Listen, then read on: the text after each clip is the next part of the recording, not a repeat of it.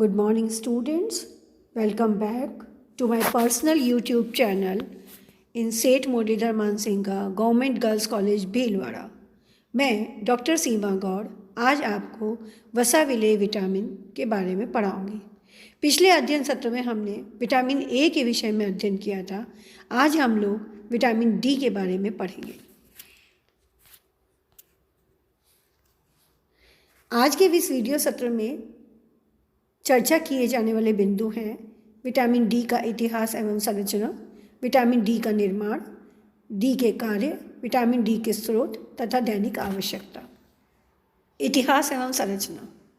पुराने समय से ही शिशु एवं बालकों में होने वाली हड्डी संबंधित बीमारी रिकेट्स के इलाज में सूर्य की रोशनी का उपयोग किया जाता था।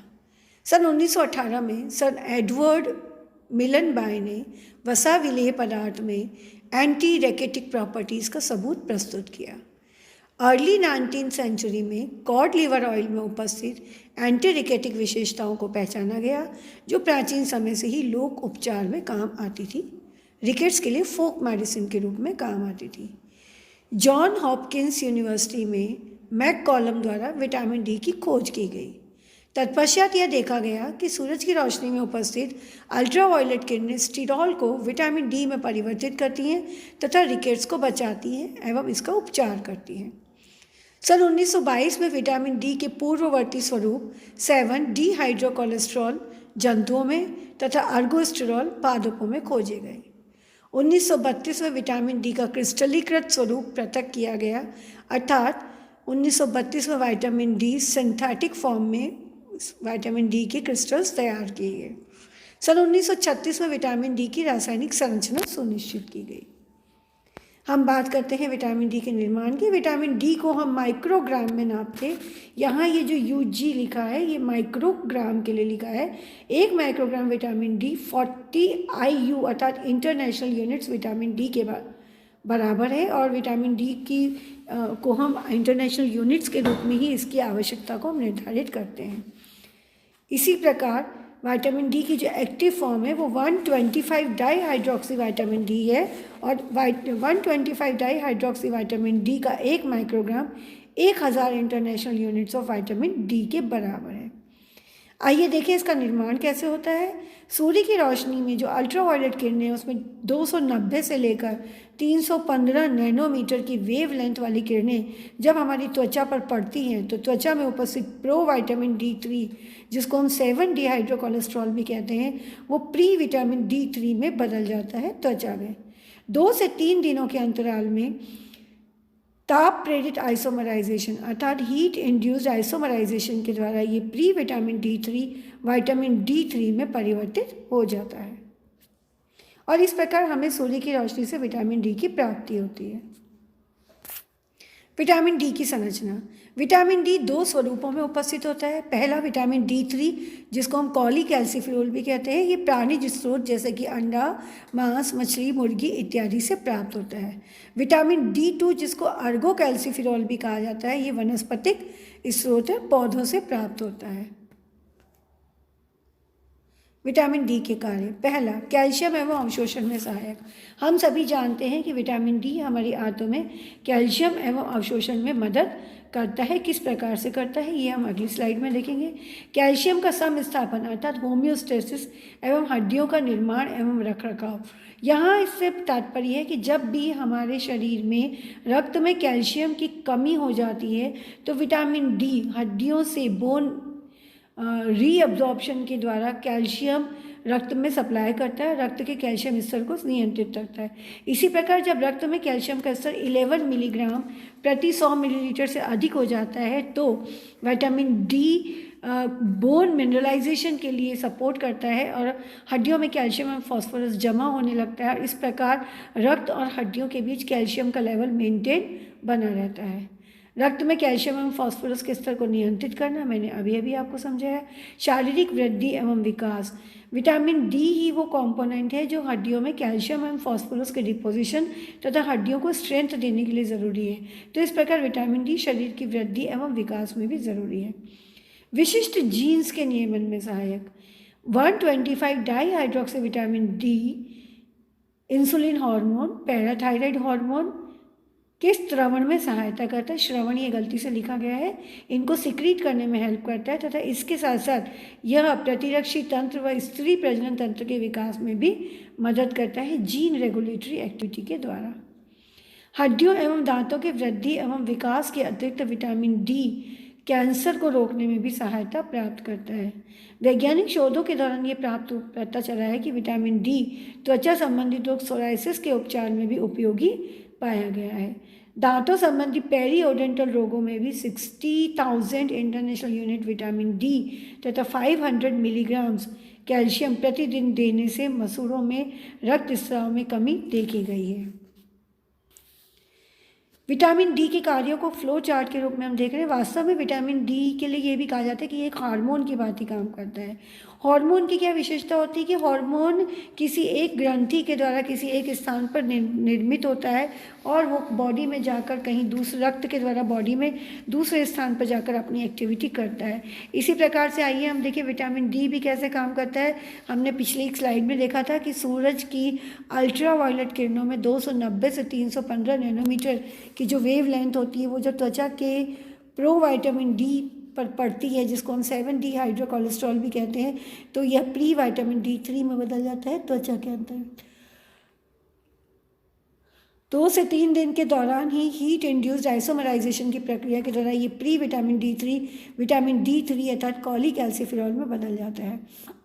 ये तो हमने बात करी सनलाइट से त्वचा में विटामिन डी की प्राप्ति की, लेकिन विटामिन डी को हम आहार से विटामिन D3 कॉलीकैल्सिफेरॉल जो कि जानता भोज्य पदार्थों में होता है तथा विटामिन D2 अर्गोकैल्सिफेरॉल जो कि हमें वनस्पति पदार्थों से प्राप्त होता है भी प्राप्त होता है।